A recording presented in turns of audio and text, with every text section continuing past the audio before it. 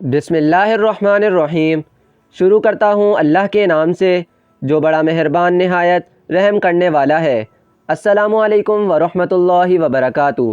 محترم ناظرین، آج 27 رجب جمعرات کے دن کا انتہائی مجرب اور پاورفل وظیفہ آپ کے حوالے کروں گا، جو کرتے ہی آپ کے مالی حالات بالکل درست ہو جائیں گے۔ اگر اللہ پاک نے چاہا تو آپ کی تمام مشکلات اور پریشانیاں منٹوں میں ختم ہو جائیں گی۔ رجب المرجب اسلامی سال کا 7واں مہینہ ہے۔ اللہ رب العزت نے سال کے 12 مہینوں میں مختلف دنوں اور راتوں کی خاص اہمیت و فضیلت بیان کر کے ان کی خاص برکات و خصوصیات بیان فرمائی ہیں۔ قرآن حکیم میں ارشاد باری تعالیٰ ہے کہ بے شک مہینوں کی گنتی اللہ کے نزدیک 12 مہینے ہیں۔ اللہ کی کتاب میں جب سے اس نے آسمان اور زمین بنائے، ان میں سے 4 حرمت والے ہیں۔ یہ سیدھا دین ہے، تو ان مہینوں میں اپنی جان پر ظلم نہ کرو اور مشرکوں سے ہر وقت لڑو جیسا تم سے لڑتے ہیں، اور جان لو کہ اللہ پرہیزگاروں کے ساتھ ہے۔ رجب دراصل ترتیب سے نکلا ہے۔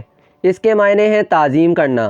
اس کو الحسب یعنی سب سے تیز بہاؤ بھی کہتے ہیں، اس لیے کہ اس ماہ مبارک میں توبہ کرنے والوں پر رحمت کا بہاؤ تیز ہو جاتا ہے اور عبادت کرنے والوں پر قبولیت کے انوار کا فیضان ہوتا ہے۔ اس کو الاسم یعنی خوب بہرا بھی کہتے ہیں، کیونکہ اس میں جنگ و جدل کی آواز بالکل سنائی نہیں دیتی۔ اسے رجب بھی کہا جاتا ہے۔ حضرت سیدنا انس بن مالک رضی اللہ تعالی عنہ سے روایت ہے کہ رسول اللہ صلی اللہ علیہ وآلہ وسلم نے ارشاد فرمایا، جنت میں ایک نہر ہے جسے رجب کہا جاتا ہے، جو دودھ سے زیادہ سفید اور شہد سے زیادہ میٹھی ہے۔ تو جو کوئی رجب میں روزے رکھے گا تو اللہ پاک اسے اس نہر سے سیراب کرے گا۔ علامہ صفوری رحمۃ اللہ علیہ فرماتے ہیں، رجب المرجب بیج بونے کا، شعبان المعظم آب باشی کا اور رمضان المبارک فصل کاٹنے کا مہینہ ہے۔ لہذا جو رجب المرجب میں عبادت کا بیج نہیں بوتا اور شعبان المعظم میں آنسوؤں سے سیراب نہیں کرتا، وہ رمضان المبارک میں فصل رحمت کیوں کاٹ کر سکے گا؟ مزید فرماتے ہیں کہ رجب المرجب جسم کو، شعبان المعظم دل کو اور رمضان المبارک روح کو پاک کرتا ہے۔ آج میں آپ کو 27 رجب جمعرات کے دن کا انتہائی طاقتور وظیفہ بتاؤں گا، جو کرتے ہی آپ کی مشکلات منٹوں میں حل ہو جائیں گی۔ تو سب سے پہلے آپ نے ایک مرتبہ درود پاک پڑھ لینا ہے۔ ایک مرتبہ میرے ساتھ بھی درود پاک پڑھ لیں۔ اللہم صلی علی محمد وعلی آل محمد کما صلیت علی ابراہیم وعلی آل ابراہیم انک حمید مجید۔ اللہم بارک علی محمد وعلی آل محمد کما بارکت علی ابراہیم وعلی آل ابراہیم انک حمید مجید۔ جب آپ ایک مرتبہ درود پاک پڑھ لیں تو اس کے بعد آپ نے کیا پڑھنا ہے وہ میں آپ کو بتاؤں گا۔ اس کے بعد جو آپ نے پہلے نمبر پر وظیفہ کرنا ہے وہ سورہ فاتحہ کی ایک آیت کا وظیفہ ہے۔ وہ آیت میں ابھی آپ کو پڑھ کے بتاؤں گا۔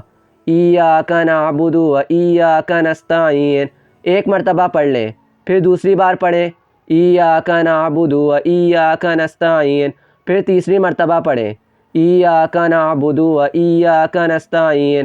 اس آیت کو آپ نے 100 دانوں والی تسبیح پڑھنی ہے۔ اگر تسبیح نہ ہو تو آپ ہاتھ پر گن کر پڑھ سکتے ہیں۔